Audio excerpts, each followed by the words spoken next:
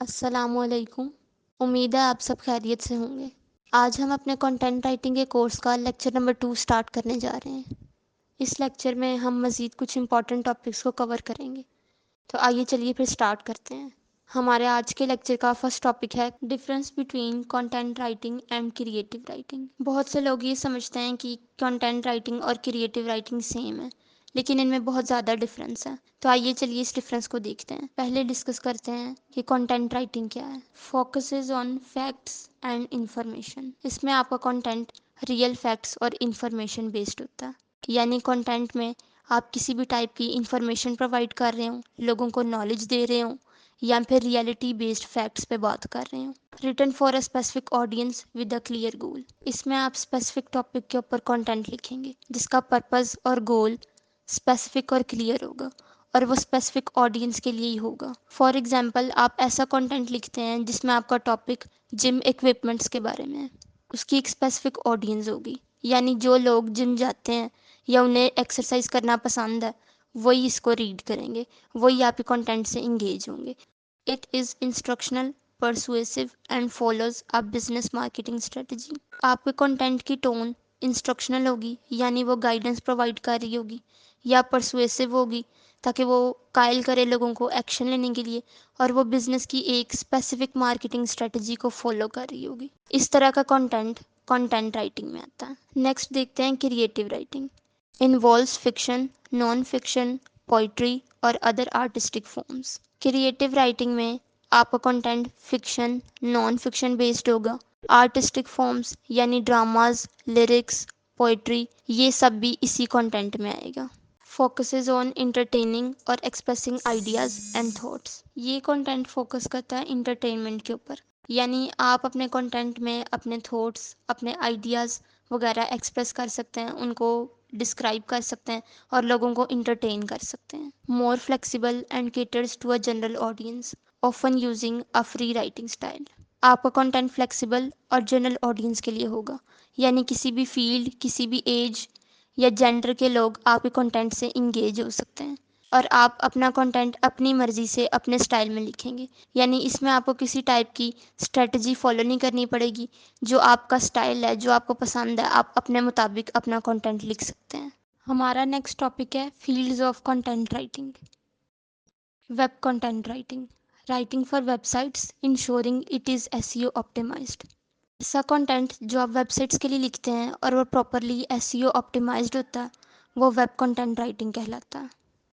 For example, आपने किसी brand की वेबसाइट के लिए कंटेंट लिखा है और उसे कीवर्ड्स की बेस पे प्रॉपरली ऑप्टिमाइज़ किया है ताकि वो अच्छे से सर्च इंजन में रैंक हो सके। Blogging, writing articles to inform और इंगेज एन ऑडियंस। ब्लॉगिंग में आप डिफरेंट टाइप के आर्टिकल्स लिखते हैं जो कि ऑडियंस को इंगेज करें। आर्टिकल्स में आप किसी टाइप की नॉलेज प्रोवाइड कर सकते हैं, या आपने किसी ट्रेंडिंग टॉपिक पे ऐसा कंटेंट लिखा है जो लोगों को इन्फॉर्मेशन दे। Academic writing, writing research papers, essays और एजुकेशनल मटेरियल। एजुकेशन से रिलेटेड आप जो भी कोई कंटेंट लिखते हैं, कोई ऐसे लिखते हैं, कोई रिसर्च वर्क करते हैं या पेपर्स लिखते हैं, असाइनमेंट्स बनाते हैं, वो सब एकेडमिक राइटिंग में आता है। घूस writing, writing content for someone else without taking credit. ऐसा कंटेंट जो लिखा तो आपने खुद है, लेकिन आपने उसे लिखने का क्रेडिट किसी और को दे दिया। फॉर एग्जांपल, आपने किसी क्रिएटर की वीडियो का स्क्रिप्ट लिखा है और उस क्रिएटर ने उस स्क्रिप्ट को अपनी वीडियो में अपने नाम से यूज़ किया, तो ये आ जाएगा घूस राइटिंग में। Business writing, writing reports, proposals and professional documents. Business writing में आता है कि आप जैसे रिपोर्ट्स राइट करते हैं, फॉर एग्जांपल किसी बिजनेस की एनालिटिकल रिपोर्ट्स के आजकल वो कैसा जा रहा है, उसकी प्रोग्रेस क्या है। बिजनेस के प्रपोजल्स लिख सकते हैं। और प्रोफेशनल डॉक्यूमेंट्स, आपने किसी कंपनी से कॉन्ट्रैक्ट करना है, उससे रिलेटेड आप कॉन्ट्रैक्ट पेपर्स बनाएं, तो ये सब बिजनेस राइटिंग में आता है। Technical writing, simplifying complex technical information for a specific audience. Technical writing में आता है कि आप टेक्निकल इंफॉर्मेशन को, जो कि काफ़ी टफ है, बहुत से लोगों को समझ नहीं आ रही, उसे ब्रेक डाउन करके उसे इजी वर्ड्स में सिंप्लीफाई करें अपने कंटेंट के अंदर, ताकि जिनको समझ नहीं आ रही वो इजीली उसको अंडरस्टैंड कर सकें। फॉर एग्जांपल, कोई कोडिंग लैंग्वेज है जिसकी समझ नहीं आ रही ऑडियंस को, तो आप उसे ब्रेक डाउन करके सिंप्लीफाई करें वर्ड्स के अंदर, ताकि वो उन्हें आसानी से समझ में आ जाए कि उसके टैग्स वगैरह कैसे पुट करने हैं, या उसमें किस तरीके से आप इमेजेस और बाकी सब डेवलपमेंट कर सकते हैं। ये सब टेक्निकल राइटिंग में आएगा। और इसकी भी एक स्पेसिफिक ऑडियंस होती है, यानी जो उस फील्ड को चूज़ करेंगे, जो उसमें अपना कैरियर बिल्ड करना चाहते हैं, अपनी स्किल को बनाना चाहते हैं, अपनी स्किल को परफेक्ट करना चाहते हैं, वही इस टाइप के कंटेंट को वॉच करेंगे और उससे इंगेज होंगे। जर्नलिंग, इनफॉर्मल और personal reflections, often for blogs और पब्लिकेशंस। जर्नलिंग में आप अपने पर्सनल थॉट्स, अपनी फीलिंग्स, अपने इमोशंस और इनफॉर्मल कंटेंट लिख सकते हैं। फॉर एग्जांपल जैसे आप डायरी लिखते हैं, या फिर अदर पब्लिकेशंस जैसे ब्लॉग्स वगैरह के लिए भी आप अपनी पर्सनल थॉट्स डिस्कस कर सकते हैं, अपनी पर्सनल फीलिंग्स बता सकते हैं। Next we will move towards fundamentals of content writing. Content writing के फंडामेंटल्स क्या हैं? फंडामेंटल्स मीन कि आपको कंटेंट राइटिंग में किन किन चीज़ों का ध्यान रखना पड़ेगा, आपको क्या क्या चीज़ें करनी चाहिए एक अच्छा कंटेंट लिखने के लिए। फर्स्ट है grammar. Always ensure your writing is grammatically correct. हमेशा इस बात का ध्यान रखें कि आपका जो कंटेंट है उसमें कोई मिस्टेक ना हो, वो ग्रामर के लिहाज से ठीक हो बिल्कुल, यानी इसमें स्पेलिंग की, ग्रामर की, किसी भी चीज़ की कोई मिस्टेक ना हो, वो मिस्टेक फ्री कंटेंट हो। Language and tone.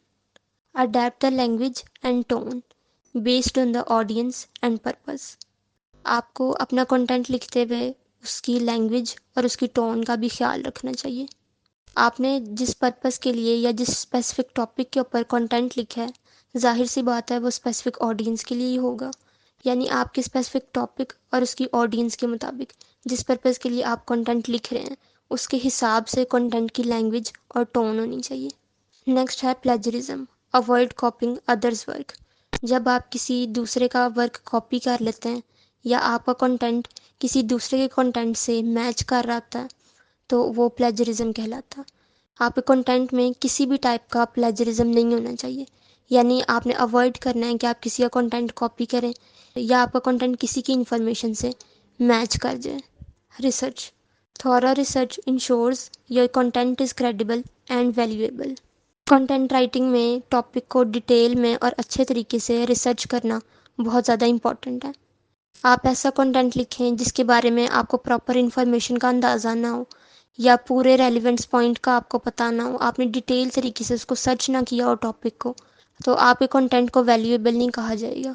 इसीलिए आपको चाहिए कि आप कंटेंट को वैल्यूएबल बनाने के लिए कि डिटेल रिसर्च करें। SEO optimization. Use keywords naturally and structure your content for search engines. Search engine optimization का कंटेंट राइटिंग में बहुत मेन रोल है। एक कंटेंट राइटर को चाहिए कि उसने अपने कंटेंट में कीवर्ड्स को प्रॉपर तरीके से प्लेस किया हो, हेडिंग्स में, टाइटल में और जहाँ जहाँ भी उसकी नीड है, और उन कीवर्ड्स को उसने कंटेंट में यूज़ किया हो जो कि काफ़ी ज़्यादा सर्च में है, जिसको बार बार लोग सर्च कर रहे हैं, ताकि उसका कंटेंट लोगों के लिए फाइंड करना और सर्च इंजन के लिए रैंक करना इजी हो। Readability. Keep sentences and paragraphs short and easy to understand. एक कंटेंट राइटर को चाहिए कि वो अपने कंटेंट में सेंटेंसेस को और पैराग्राफ्स को शॉर्ट रखे, क्लियर रखे और टू द पॉइंट बात करें, ताकि रीडर के लिए उसे पढ़ना, उसे अंडरस्टैंड करना इजी हो, क्योंकि इररेलेवेंट इंफॉर्मेशन कोई भी पसंद नहीं करता। अगर आपने अपने कंटेंट में इररेलेवेंट इंफॉर्मेशन भी प्रोवाइड की होगी तो उससे बैड इंप्रेशन पड़ेगा रीडर के ऊपर, और अगर आपने कुछ इंपॉर्टेंट नीचे डिस्कस भी किया हुआ है तो भी वो आपका कंटेंट रीड नहीं करेगा, वो इंटरेस्ट लूज़ कर जाएगा, उससे इंगेज नहीं होगा और आपके कंटेंट को छोड़ के किसी दूसरे का ओपन कर लेगा।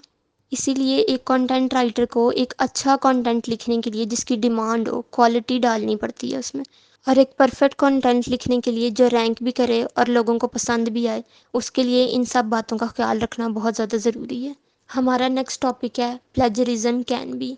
जैसे कि आपको प्लेजरिज्म मैंने पहले बताया है कि किसी कंटेंट को कॉपी करना, या आपका कंटेंट इंटरनेट पे किसी वेबसाइट के कंटेंट से या किसी ब्लॉग से मैच कर जाए तो वो प्लेजरिज्म में आता है। अब प्लेजरिज्म 3 टाइप्स के हो सकते हैं: इंटेंशनल, स्पन कंटेंट, अनइंटेंशनल। इन तीनों को डिस्कस करते हैं। Intentional, directly कॉपिंग someone's content. Intentional plagiarism में आता है कि आपने किसी का भी कंटेंट देखा है, आपको उसका कंटेंट अच्छा लगा है कि इसके कंटेंट में क्वालिटी है और ये ऑप्टिमाइज भी हुआ हुआ है, आप अपना कंटेंट लिखने की बजाय उसका कंटेंट कॉपी करें और अपने नाम से उसे पब्लिश कर दें। तो इस टाइप का जो प्लेजरिज्म आएगा वो इंटेंशनल प्लेजरिज्म है। नेक्स्ट है spun content, rewording someone else work without adding value. इसमें अगर आप किसी का वैल्यूएबल कंटेंट कॉपी करें और आप उसे डायरेक्ट पब्लिश करने की बजाय आप उसे रीवर्ड कर दें, उसका पैराफ्रेज कर दें, यानी कि ये कंटेंट ओरिजिनल लगे, कंटेंट किसी की कॉपी भी ना लगे और आप बस उसमें कोई एडिशनल इन्फॉर्मेशन किए बगैर, कोई अपने पास से वैल्यू ऐड किए बगैर उसकी सिर्फ रीवर्डिंग कर दें ताकि वो थोड़ा सा चेंज लगे, तो ये स्पन कंटेंट में आता है। Unintentional, writing something that happens to be similar to existing content. आप ऐसा कंटेंट लिखें जो बाय चांस किसी एग्जिस्टिंग कंटेंट से मैच कर जाए। फॉर एग्जांपल, आप कोई ऐसी डेफिनेशन लिख दें जो पहले से इंटरनेट पे उसी वर्डिंग के साथ मौजूद है, यानी आपका बाय चांस कंटेंट किसी से मैच कर जाए, उसे अनइंटेंशनल प्लेजरिज्म कहते हैं। लेकिन आपके कंटेंट में किसी भी टाइप का प्लेजरिज्म नहीं होना चाहिए और इस प्लेजरिज्म को ख़त्म करने के लिए हम कुछ टूल्स का इस्तेमाल करते हैं जिनका मैं आपको नेक्स्ट लेक्चर्स में बताऊंगी और ये भी बताऊंगी कि उन्हें यूज़ किस तरीके से करते हैं। उन्हें यूज़ करने से आप अपने कंटेंट को 100% फ्री प्लेजरिज्म कंटेंट बना सकते हैं। हमारे कंटेंट राइटिंग के कोर्स का लेक्चर नंबर 2 भी पूरा हो गया आज। उम्मीद है आपको इसमें तमाम टॉपिक्स जिनकी हमने डिस्कशन की है उनकी समझ आई हो। अगर आपको किसी टॉपिक की समझ नहीं आई तो आप उससे रिलेटेड कमेंट सेक्शन में पूछ सकते हैं। अगर आपको ये वीडियो अच्छी लगी है तो आप इसे लाइक कर दें और ज़्यादा से ज़्यादा शेयर करें उन लोगों के साथ जिनको ज़रूरत है इस कंटेंट की, और चैनल को सब्सक्राइब कर लें ताकि न्यू कोर्सेज़ की अपडेट भी आप तक पहुंचती रहे। तब तक के लिए अल्लाह हाफिज़। नेक्स्ट वीडियो में आपसे मुलाकात होगी।